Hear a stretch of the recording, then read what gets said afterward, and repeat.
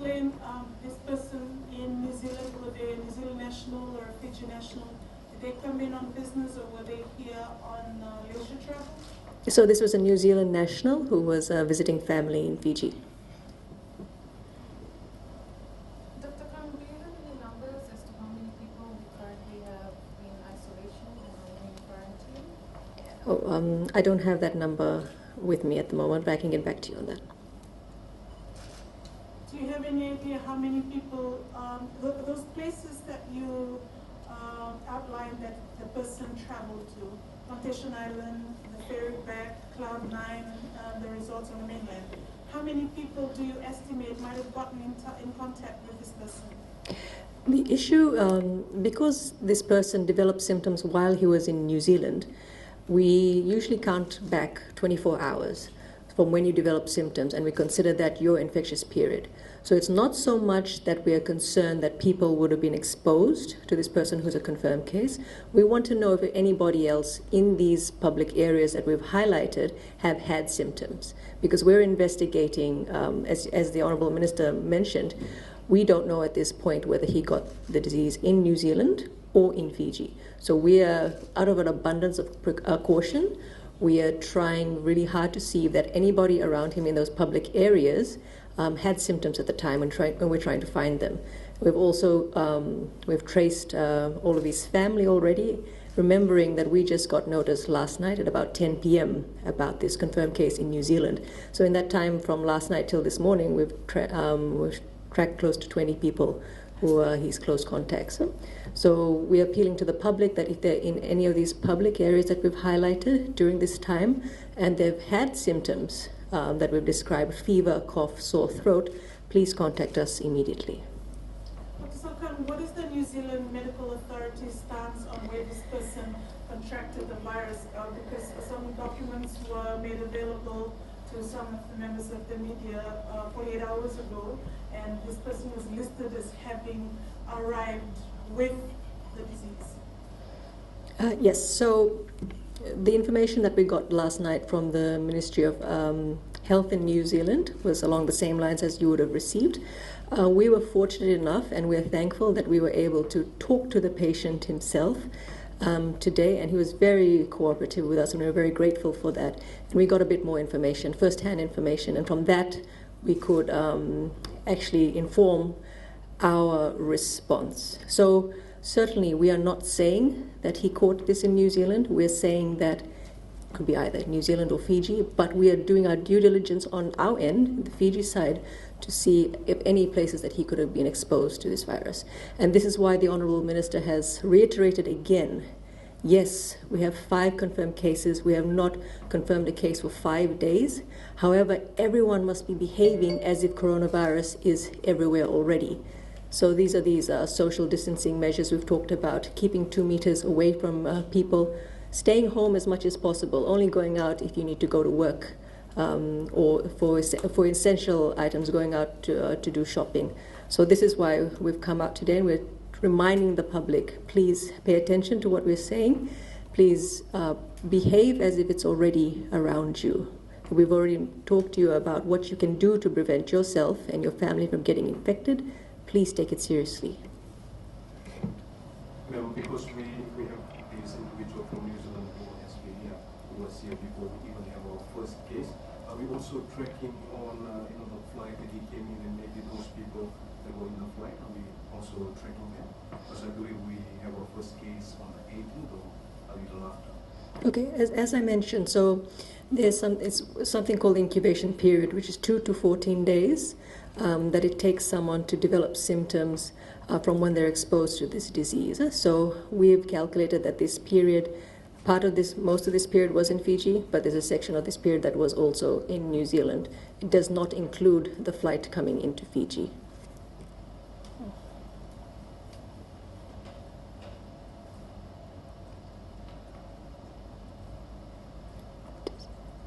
Are there any more questions?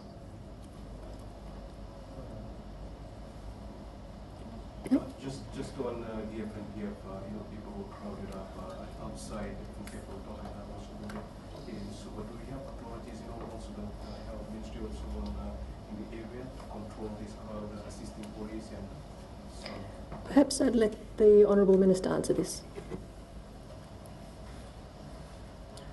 So there are two important areas that we need to look at, certainly from an individual responsibility perspective. So it's our own individual responsibility to take it upon ourselves wherever we are to make sure that we actually practice the safe distancing, and also the mechanisms by which government is working to try and ensure that we actually minimize congregation. You must have heard yesterday that the Honourable Minister for Trade talked about how they're decentralizing some of the markets so that we can be able to have places where we can go and have our markets in the Lamini-Nosori corridor and also in the other towns.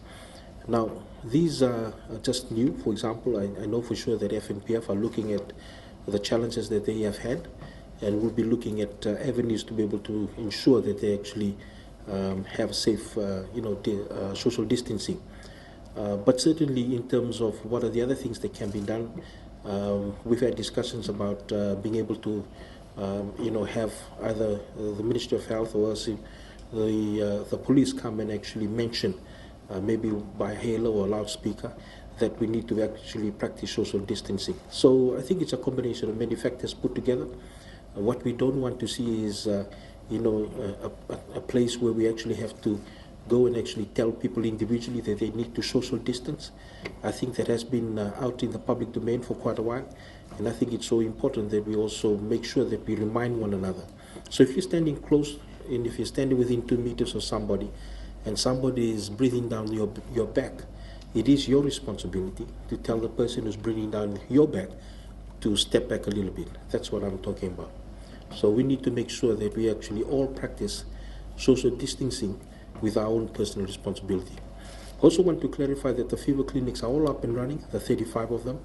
As I've alluded to yesterday in Valley Lebu, today we're changing it to go towards the National Youth Center. It is so important at this time that all Fijians that have fever and flu, they must attend the fever clinic, because that is a mechanism by which we can be able to see the person who has a flu and a fever. But also, if somebody who may be of concern, we might be able to then process that individual in the pathways that the experts have already prepared. The fever clinics are something that haven't been here before. Certainly it is available, and we encourage all Fijians to make use of them. If there are any challenges in using the fever clinic, today we've had some feedback where people have said and questioned whether they must have a history of travel to go to the fever clinic. I'm making it very clear today that is not the case anymore. So if you have a flu-like symptom or fever, please go across to the fever clinic, and our staff are there to look after you. Thank you. Any other questions before we Minister, leave? can you just clarify, now that you've identified a possible cluster, how many people altogether now are in self-isolation or in some sort of quarantine that either your team or the RFMF and the police are monitoring? Just how many people are in quarantine on suspicion of having contracted the virus? So the immediate family. So when this New Zealand citizen who came back to visit family, that family who they visited in Nandi, they have been in self-quarantine, and we've had our people go and visit them. As you're aware, some of those places there, we've also got our people on the ground in terms of contact tracing, going across and talking to people of concern that we might be looking at. The total numbers at the moment are not available to hand. By this afternoon, we might be able to get a brief back into our office, and certainly by tomorrow, we might be able to be very clear on those who are in self-quarantine. On that note, the self-quarantine procedures that we have in place continue. We have been very blessed to have all arms of government supporting us in that cause. Remember, there's been quite a lot of people that have come back to Fiji because all the borders are closing, and it was important that we as a government and the Ministry of Health ensure that they adhere to self-quarantine strategies that are in place. So with that support, there have been various teams sent out throughout the Lamini-Nosori corridor, out and also into the west, and also on both sides of the western side. They've been going to actually see and make sure that people who should be under self-isolation are actually under self-isolation. I also want to remind us today that the Public Health Act, which was the revised Public Health Act on COVID-19, one of the consequential bills passed with a supplementary budget, now has the penalties increased, which I talked about yesterday. So now somebody who actually breaks the self-quarantine period can actually go to jail to up to 5 years plus or minus $10,000 in fine.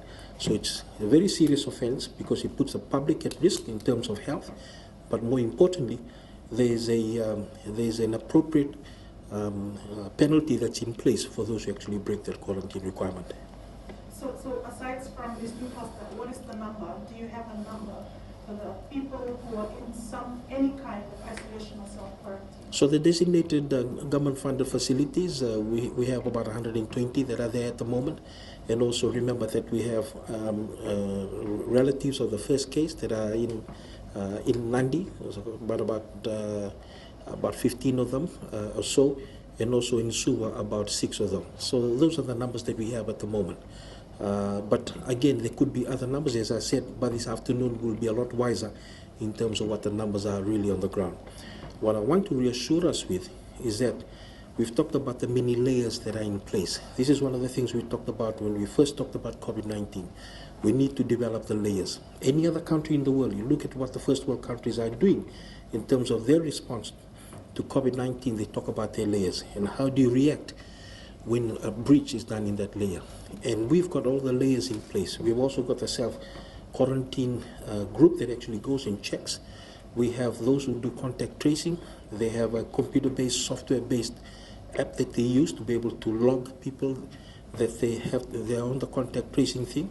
But also we have the mechanisms to actually visit them and make sure that they actually abide of quarantine. On that note, I'd like to ask all Fijians that are listening in today, if you know somebody, maybe it's your relative, maybe it's a friend, who are breaking their self-quarantine or self-isolation period, please let us know, because they may be putting you or the rest of Fiji at harm's way. So it's important that at this time we practice this. Again, I keep on talking about leadership and responsibility. And that's leadership in being able to say, look, I have a great friend, but this person came back from this place, supposed to be in self-isolation. I see that person walking around town, and I want to let you know that this is happening. And that's what we need to do. Is it retrospective? The penalties, they only came into force when they were passed on the weekend. But what about people that we know who might have breached the quarantine requirements before that? Can they still be penalized? Like, for example, for example, in the case of people who were made to work, in the case of Fiji Airways, the first patient, he flew in from San Francisco on the 17th, and the quarantine measures that were put in place a few days before warranted his employer to not fly him out to Auckland, but he did, and we know that now. Will they be facing some sort of penalty for having put this gentleman on that flight and possibly exposing others? Sorry, I cannot answer that question because basically I don't know much about whether it can be retrospective or not. Maybe that's something that can be asked, of Solicitor General's office or or the legal aspects. I'm sorry, Naka. If there's no other question, thank you very much for today, and God bless you and God bless Fiji.